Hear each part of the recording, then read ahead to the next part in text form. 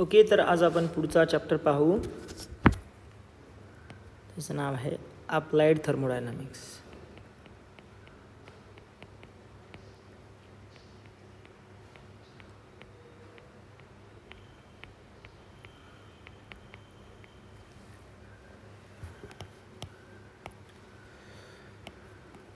ह्या चॅप्टरमध्ये आपल्याला काय काय पाहायचं आहे.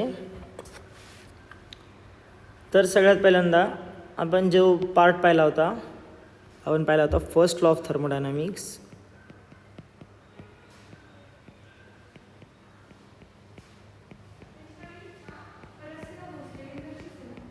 फर्स्ट लॉ ऑफ थर्मोडायनामिक्स आपण जो पाहिला होता त्याला अपडेट करायचं. We have to update. What was the first law of thermodynamics? It was energy not be created. It is about energy.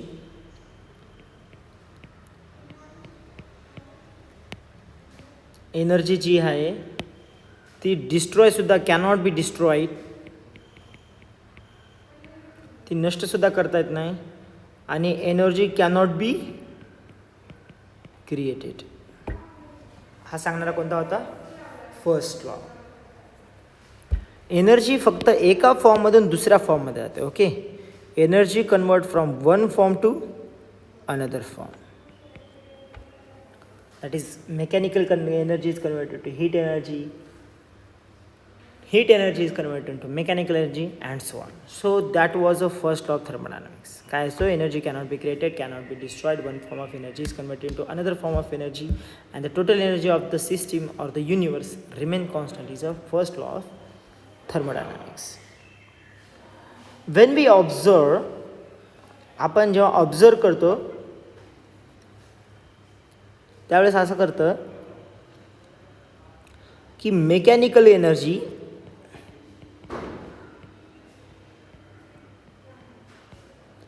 Can be converted into heat energy and heat energy can be converted into mechanical energy and vice versa. But या ठिकाणी एक गोष्ट आपण लक्षात घ्यावी लागेल की mechanical energy can B 100% converted into heat energy, but it is impossible to convert heat energy into 100% mechanical energy. मी याचं उदाहरण देतो तुम्हाला. ओके, आपण काय केला, एक सरफेस आहे आणि दुसरा सरफेस आहे. हे दोन सरफेस जर आपण रब केले, एकमेकावर आपण घासले, तर या ठिकाणी हीट तयार होते. म्हणजे आपल्या हाताने दिलेली mechanical energy is converted into heat energy and that can be 100%. पण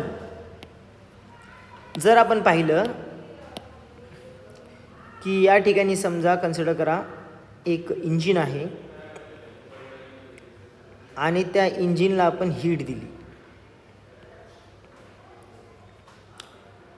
आणि ते इंजिन काय करते, हे चाक फिरवते.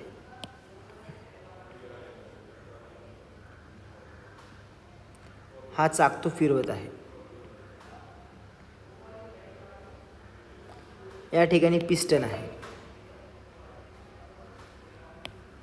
हीट एनर्जी जी आहे ती या पिस्टनला पुढे मागे पुढे मागे पुढे मागे करते. त्याच्यामुळे हा चाक फिरतोय. पण समजा आपण 100 जर एनर्जी दिली,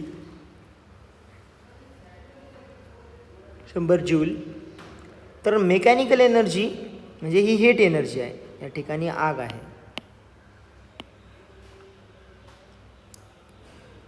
तर ही जी मेकॅनिकल एनर्जी आहे, ही जी हीट आहे ती मेकॅनिकल एनर्जीमध्ये कन्वर्ट होते. पण फक्त कन्सिडर करा 40 जूलच होईल किंवा 30 जूल एवढीच होईल. खूप कमी होते. बाकीची एनर्जी वेस्ट जाते, दुसऱ्या ठिकाणी ट्रान्सफर होते, सिंकला जाते. हे का होतं हे सांगण्यासाठी आपल्याला अजून एक लॉ लागतो, and that is called as second law of thermodynamics.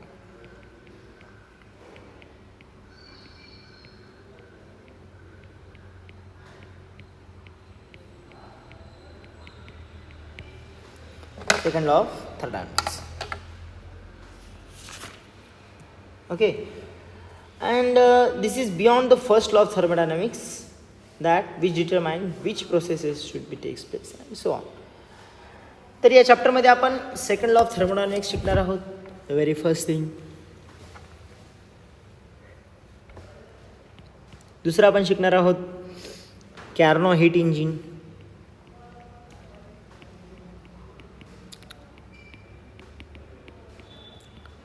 तिसरं आपण शिकणार आहोत एन्ट्रोपी. आणि चौथं आपण शिकणार आहोत लॅटेंट हीट. अशा प्रकारे ह्या 4 गोष्टी आपण या ठिकाणी शिकणार आहोत. मी आता सांगितलेला फेनॉमेनॉन की mechanical energy can B 100% converted into heat energy. हाताचे जेव्हा आपण घर्षण करतो तेव्हा मेकॅनिकल एनर्जी 100% हीटमध्ये कन्वर्ट होते. पण हीट एनर्जीचं 100% रूपांतर होत नाही मेकॅनिकल एनर्जीमध्ये. हीट ही ट्रान्सफर होत असताना मेकॅनिकल एनर्जी प्रोड्यूस करू शकते, पण थोडीशी हीट काही का असणं हीट सिंकला द्यावी लागते, लॉस होते, यूजफुल होत नाही. We can not use 100% heat. We can only use a small window of a heat. आणि ते काय होतं हे आपण आता पाहू. त्या अगोदर एक पॉईंट येतो, त्या पॉईंटचं नाव आहे conservation of a heat, conversation of a heat into work.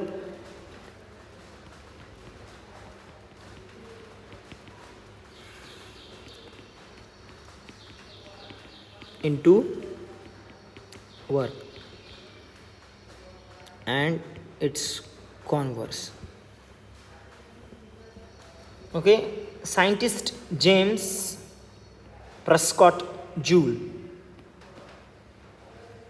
यांनी एक एक्सपेरिमेंट्स केले. थर्मोडायनामिक्सचा बराचसा पार्ट हा एक्सपेरिमेंट्स, ट्रायल अँड एररनी चाललेला आहे. It took about 200 to 300 years to develop a thermodynamics. त्याने असं सांगितलं की क्यू एवढी अमाऊंटची जर हीट असेल आपल्याकडे, हीट एनर्जी असेल, तर ती डब्ल्यू एवढ्या अमाऊंटचं वर्क डन करते. त्याला डब्ल्यू एवढ्या अमाऊंटच्या वर्क डनसोबत ती प्रोपोर्शनल असते.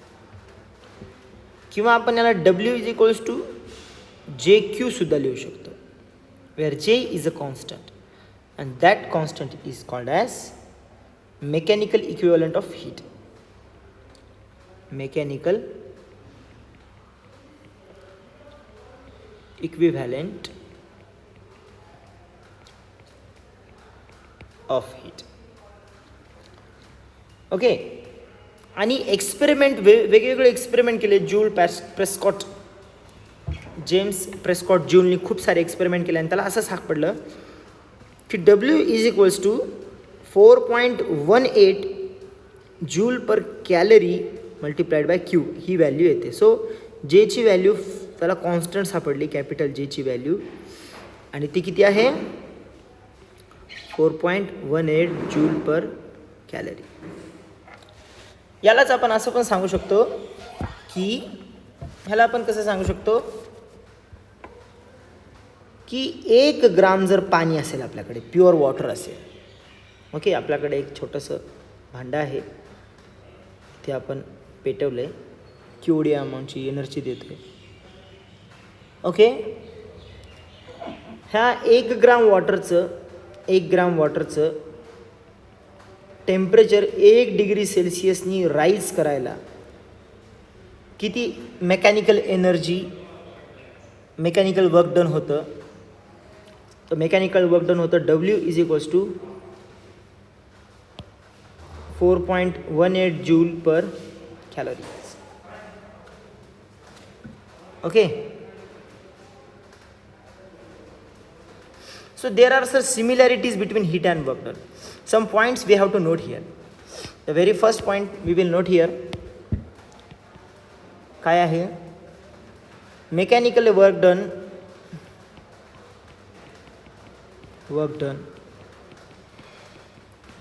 can be converted into heat and heat can be converted into mechanical work done.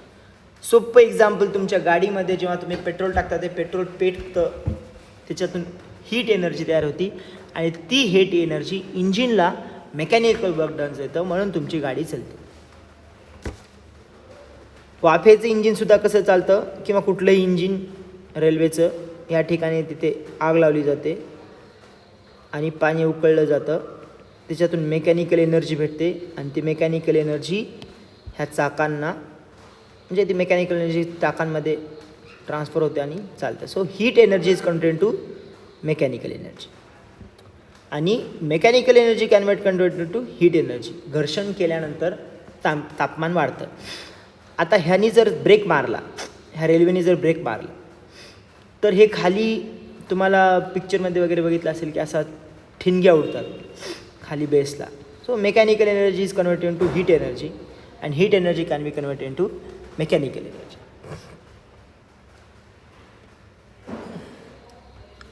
दुसरी एक गोष्ट आपल्याला लक्षात ठेवावी लागेल, अतिशय महत्त्वाची. Second, we have to look out here. Heat and work done are transient phenomena. Heat and work done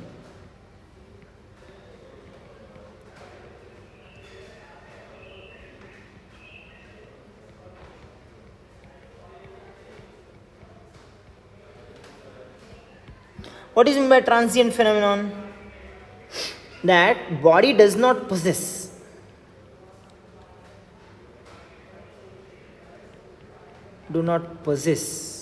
heat or work done.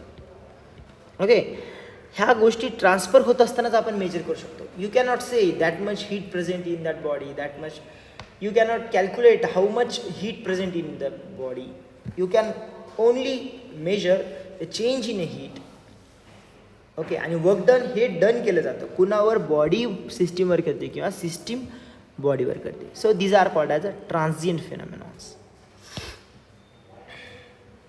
Okay, त्यानंतर हीट एनर्जी कधी ट्रान्सफर होते? Generally not generally, it is a very obvious. Heat is transferred when there is a gradient in temperature. एक आपल्याकडे isolated system आहे, consider करा. या सिस्टीममध्ये आपण काय केलं, एक पाणी घेतलं साधं, आणि या ठिकाणी समजा आपण घेतलं गरम पाणी, उकळतं पाणी. ह्याचं टेम्परेचर जास्त आहे, ह्याचं टेम्परेचर कमी आहे. मग या ठिकाणी टेम्परेचर ग्रॅडियंट तयार होतं. T1 is lower, T2 is higher. So delta T is equals to T2 minus T1. So there is a temperature gradient, म्हणजे या दोघांच्या टेम्परेचरमध्ये फरक आहे. तर हीट कुठून कुठे ट्रान्सफर होईल? हीट ट्रान्सफर होईल from hot body to cold body. कधीपर्यंत?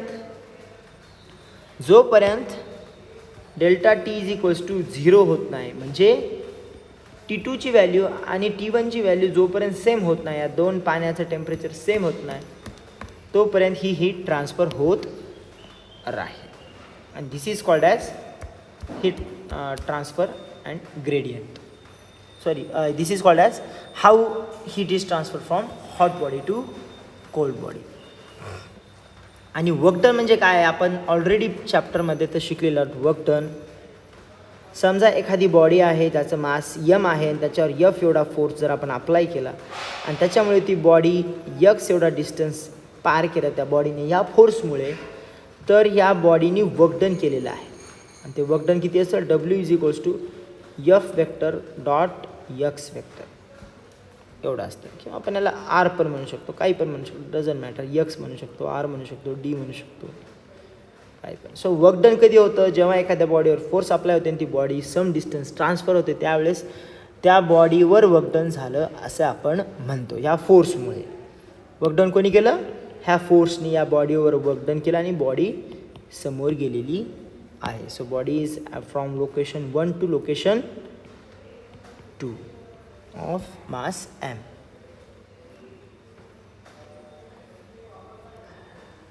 ओके. आणि टेम्परेचर डिफरन्स हीट ट्रान्सफरमुळे पण होऊ शकतो आणि वर्क डन केल्यामुळे सुद्धा होऊ शकतो. These are some standard phenomenons. तर आपण आता काय काय शिकलो, आपण पहिल्यांदा शिकलो अप्लाइड थर्मोडायनॅमिक्स हा पार्ट. त्याच्यामध्ये आपण फर्स्ट लॉ ऑफ थर्मोडायनॅमिक्सचा पार्ट पाहिला. फर्स्ट लॉ ऑफ थर्मोडायनॅमिक्स काय म्हणतं की energy not be created and not be destroyed. One form of energy is converted to another form of energy and the total energy of the universe is remain constant. म्हणजे energy तयार करू शकत नाही आपण आणि एनर्जी नष्ट करू शकत नाही, पण एका एनर्जीचे रूपांतर दुसऱ्या एनर्जीत होतं, हा फर्स्ट लॉ सांगतो. त्याच्यानंतर आपण हे पण एक कमेंट दिलं की आपल्याला नेहमी पाहण्यात असं दिसतं की मेकॅनिकल एनर्जीचं रूपांतर हीट एनर्जीमध्ये होतं. जर आपण 2 हाताचं घर्षण केलं तर आपल्याला असं कळतं की टेम्परेचर वाढतं आहे आपल्या हाताचं. हे कशामुळे, कारण 2 हातांमध्ये जेव्हा मेकॅनिकल एनर्जी, 2 हात आपण जेव्हा घासतो तेव्हा मेकॅनिकल एनर्जी वापरतो आणि जी उष्णता तयार होते ती हीट एनर्जीमध्ये कन्व्हर्शन झालेली असते. सो आपल्याला अजून एक ऑब्झर्वेशन असं कळालेलं आहे की आपण हीट एनर्जीचं रूपांतरसुद्धा मेकॅनिकल एनर्जीमध्ये करू शकतो. म्हणजे होताना आपण पाहतो, समजा तुम्ही काय केलं, एक दुधाचं पातेलं ठेवलं आहे, समजा हा दुधाचं पातेलं आहे, त्याच्यावर एक आपण टोपण ठेवलेलं आहे आणि खालून गॅस लावलेला आहे आणि काय होतं की जी हीट आहे ती हीट काय करते, मेकॅनिकल एनर्जीमध्ये कन्वर्ट होते. ओके. आणि हे जे पातेलाचं वरचं भांडं आहे ते वर्क डन होतं, म्हणजे ते फोर्स जो आतला तयार झाला आहे तो त्याचं डिस्प्लेसमेंट करतो आहे आणि हे असं उडताना आपल्याला दिसतं. सो आपण काय पाहतो की फर्स्ट लॉ ऑफ थर्मोडायनॅमिक्स या ठिकाणी ट्रू आहे की mechanical energy can be converted to heat energy आणि heat energy can be converted to mechanical energy. दोन्ही फेनॉमेना आपण पाहिलं. पण अजून एक आपल्याला या ठिकाणी ऑब्झर्वेशन आपल्याला ऑब्व्हियस कळतं की mechanical energy can be convert into heat energy in 100% manner. 100% mechanical energy 100% heat एनर्जीमध्ये कन्वर्ट होऊ शकते. आपण जर हाताचं घर्षण केलं तर जेवढी मेकॅनिकल एनर्जी ती तेवढी टोटल मेकॅनिकल एनर्जी हीट एनर्जीमध्ये कन्वर्ट होऊ शकते. पण हीट एनर्जी ही 100% मेकॅनिकल एनर्जीमध्ये कन्वर्ट होतच नाही. ओके. खूप सारी हीट लॉस्ट होते सिंकला. एनर्जी डिस्ट्रॉय होत नाही, यूजफुल होत नाही. डिस्ट्रॉय होणे आणि यूजफुल होण्याच्यामध्ये फरक आहे. ही जी एनर्जी आहे ती 100% कन्वर्ट न झालेली हीटमध्येच राहते.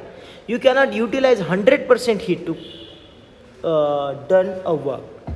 तर हा या ठिकाणी फेनॉमेनॉन आहे.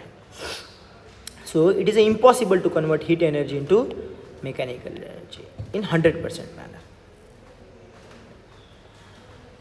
मी अजून एक उदाहरण सांगितले की आपल्याकडे समजा ह्या पिस्टन आहे, पिस्टन ही मशीन आहे, या ठिकाणी पिस्टन आहे, पिस्टन हा मागे पुढे जातो, या ठिकाणी आपण आग लावलेली आहे. हीट एनर्जी जेव्हा मेकॅनिकल एनर्जीमध्ये कन्वर्ट होते आणि हा चाक फिरतोय, ओके, त्यावेळेस 100 जूल जर आपण हीट दिली तर आपण एक्सपेक्ट करतो की 100 जूल मेकॅनिकल वर्क डन झालं पाहिजे, पण तसं होत नाही. फक्त 30 जूल एवढंच होतं. बाकीची जी हीट आहे 70 जूल ही दुसऱ्या ठिकाणी इव्हॅपोरेट होते, युटिलाइज होते, अनयुजफुल होते. Okay. So this is how it works. त्याच्यानंतर आपण सांगितलं the law which can explain why this happen that 100% heat energy cannot be converted to mechanical energy. त्या लॉला आपण सेकंड लॉ ऑफ थर्मोडायनॅमिक्समध्ये जो आपण पाहणार आहोत. त्याच्यानंतर आपण पाहिलं कॅर्नॉट हीट इंजिन. कॅर्नॉट हीट इंजिन कसं आहे आपण ते पण पाहणार आहोत. त्याच्यानंतर आपण एंट्रोपी म्हणजे काय ते पाहणार आहोत आणि त्याच्यानंतर आपण लॅटेंट हीट म्हणजे काय ते पाहणार आहोत. त्याच्यानंतर आपण पाहिलं की जेम्स प्रेस्कॉट जूल नावाच्या शास्त्रज्ञाने वेगवेगळे एक्सपेरिमेंट करून असं सापडलं की हीट एनर्जी QED असेल आणि WED जर वर्क डन होत असेल तर त्यांच्यामध्ये रिलेशन डायरेक्टली प्रोपोर्शनल असतं. किती वर्क डन केल्यावर किती हीट या ठिकाणी प्रोड्यूस होते किंवा हीट प्रोड्यूस असली हीटमुळे किती वर्क डन होतं ह्याचं इक्वेशन जे या ठिकाणी एक युनिट होतं त्याच्या असोसिएटेड आहे आणि जेची व्हॅल्यू दिलेली आहे, सॉरी या ठिकाणी जे लिहायला पाहिजे, जे is a constant and the value of J is 4.18 joule per Kelvin. Okay, and so we have 1 gram joule म्हणजे काय 1 ग्राम 1 डिग्री टेम्परेचर वाढवतोय म्हणजे आपण हीट देतोय. ओके, आपण जेव्हा टेम्परेचर वाढवतोय म्हणजे त्याच्या बॉडीमध्ये हीट देतोय. 1 ग्राम जर आपण पाणी घेतलं आणि त्याला जर आपण तापवलं 1 डिग्री सेल्सिअसनी तर वर्क डन किती होतं 4.18 जूल पर कॅलरीज. ओके, आणि आपण काही कमेंट्स पाहिले की work is converted into heat and heat is converted into work done. Heat and work done are transient phenomenon, म्हणजे एखादी बॉडी ती पजेस करत नाही, ती फक्त चेंज होताना आपण मेजर करू शकतो हीट आणि work done. Heat is transfer only when there is a gradient. म्हणजे ग्रॅडियंट म्हणजे काय, उंचवट आणि खड्डा याला ग्रॅडियंट असे म्हणतात मराठीमध्ये. ओके, दरी आणि डोंगर ह्याच्यामध्ये ग्रॅडियंट असतो उंचीचा. तसंच या ठिकाणी ग्रॅडियंट आहे. या ठिकाणी थंड पाणी आहे, या ठिकाणी गरम पाणी आहे. त्या दोघांच्या टेम्परेचरमध्ये डिफरन्स आहे delta T is equals to T2 minus T1. Then heat या दोघांच्या टेम्परेचरचा ग्रॅडियंट नॉन झिरो असल्यामुळे from hot body to cold body transfer होते. आणि ही ट्रान्सफर किती वेळापर्यंत होते, जोपर्यंत त्यांचा ग्रॅडियंट झिरो होत नाही, टेम्परेचर डिफरन्स झिरो होत नाही. जोपर्यंत T2 is equals to T1 म्हणजे गरम पाणी थंड आणि थंड पाणी गरम जोपर्यंत होत, म्हणजे दोघे एकाच टेम्परेचरला जोपर्यंत येत नाही तोपर्यंत ते ट्रान्सफर करतात. So this is how it works. आता पुढचा पार्ट आपण नेक्स्ट लेक्चरमध्ये